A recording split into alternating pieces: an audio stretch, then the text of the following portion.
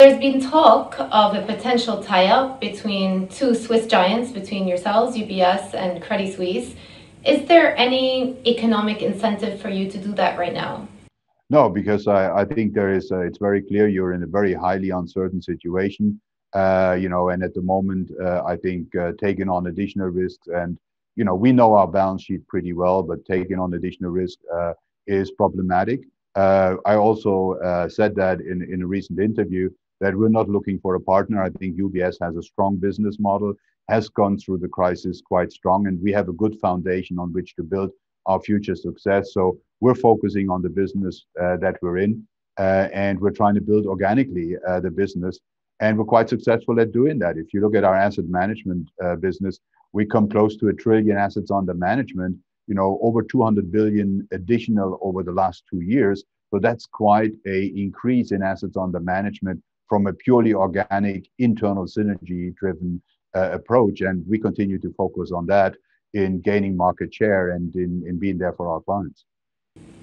So for the time being, the focus is very much on organically incrementing your business rather than looking for consolidation with another bank in the sector. Yeah, consolidation will happen eventually, but I think consolidation is Consolidation in the sector or consolidation for consolidation UBS? in the consolidation in the sector is going to happen. I think in Europe, the regulators even encourage cross-border mergers, but we're not a European bank.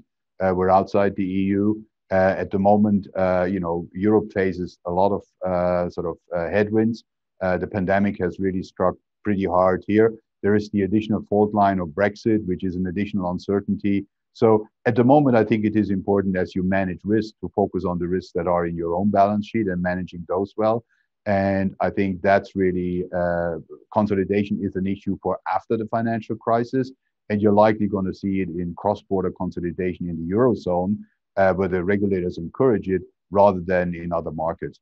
We're a G-SIFI, and many of the banks that are global systemically important banks, the whole regulation pre-crisis was that these banks are already too big to fail, and looking at them growing, in particular inorganically, is not going to be favorably looked upon by regulators.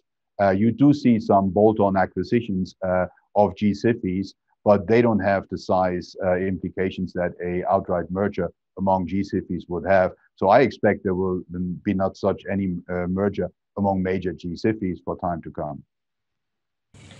And finally, since we last spoke, there's been a change in leadership. There's a new CEO in town at UBS. Are we right to expect a change in direction or a change in strategy for UBS going forwards? Well, look, the 9 years that I and Sergio Marti have been at the helm of the bank, I think we really reoriented the bank towards a strong business model. We have been doing pretty well, as I said before, year to date. So the first homework and the first assignment for Ralph to do is to drive home a good year. The bank has been doing very well. Everyone wanted to see the previous CEO off with a fantastic result. They trimmed the sails and everyone, all hands were on deck, even remote. And so we did pretty well. And now it's for the new CEO to bring home that success and to build on it. We clearly will see an acceleration of our digital strategy, but we've invested in digital capabilities all along over the last years, as we wouldn't have had been able to switch to remote working the way we did when the crisis hit. So we are in a good place, but I think things can always be accelerated. And the pandemic and digital transformation has accelerated with our clients. There's much more acceptance for digital channels of distribution, and that's what we will focus on.